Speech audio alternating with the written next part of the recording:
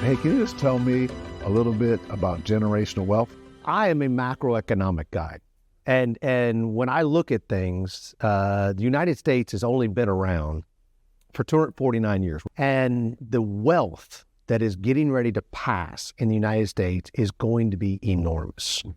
The baby boomer generation controls about 52% of the United States wealth. Well, when we talk about the United States only being 250 years old, we've only passed that baton generation to generation. You pass it about every 30 years. So we've only passed that baton maybe 8 times in the United States, maybe 10 times in the United States. And so you look at generational wealth around the rest of the country, around the rest of the world, and you look at other societies and other countries like China, Europe, India, Asia, have been around for 3,000, 4,000, 5,000 years. Shoot, Egypt has been around for 6,000 years. The number of generations that have passed wealth from one to the next is enormous. So when you look at the separation between the haves and have-nots, it's logical. When families pass wealth down, the gap gets larger. And so the United States is got about $184 trillion worth of wealth in it. We've got about $20 trillion worth of consumer debt.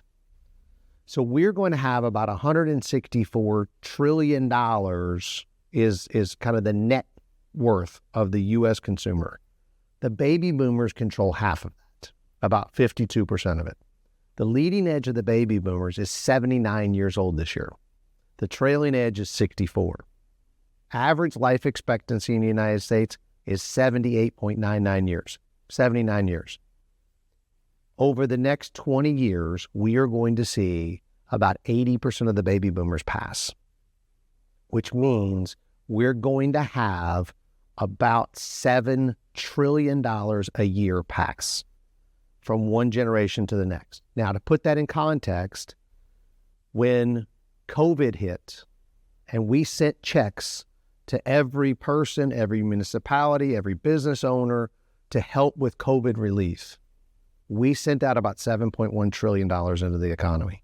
And you saw the spike of inflation come from that, right? We are going to see about $7 trillion pass from the baby boomer generation to the millennials in the next 20 years. So I think we're going to have consistently higher inflation. I think we're going to have consistently higher house prices. I think interest rates are going to stay consistently higher. I think you're going to see the market stay very strong because consumer spending is about 70% of the U.S. economy. So when people inherit money, when people win lotteries, what do? They spend money. So we're seeing the baby boomers spend money. They're traveling. They're buying luxury goods. They're enjoying the life. And then when they pass it to the next generation, they're going to do the same. So I do think that we will continue to see the gap grow between the haves and have-nots. But I also think you're going to see families drop the baton.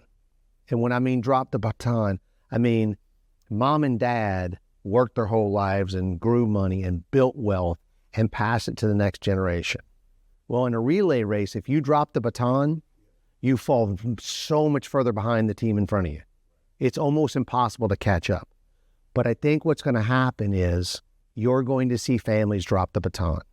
And the reason that I am so passionate about this generational wealth education is that the handing of the baton is so critical. And in finances, the handing of the baton is not just taxes. It's not just, a dollar isn't a dollar kind of a conversation. It's about the goals that got us there. It's about the morality. It's about the family values. It's about how you manage money. It's the rich dad, poor dad. Is money a tool or is money a burden to the family? And so when you see wealthy families understand how to utilize money as the tool.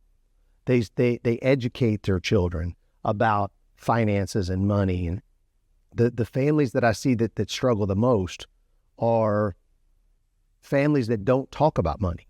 You know, when you hand somebody potentially millions of dollars in their 50s or 60s, when mom and dad passed away in their 80s, and they've never had money in their life, and then you expect them to manage money well, it doesn't go well. The flip side of it is if you educate families and children from a young age about what money is, about what budgets are, about what wealth is, about what tax is and tax strategies are, how to be an entrepreneur with money, how to invest in a risk-smart environment, all of those things allow you to hand the baton to the next generation and let them take off.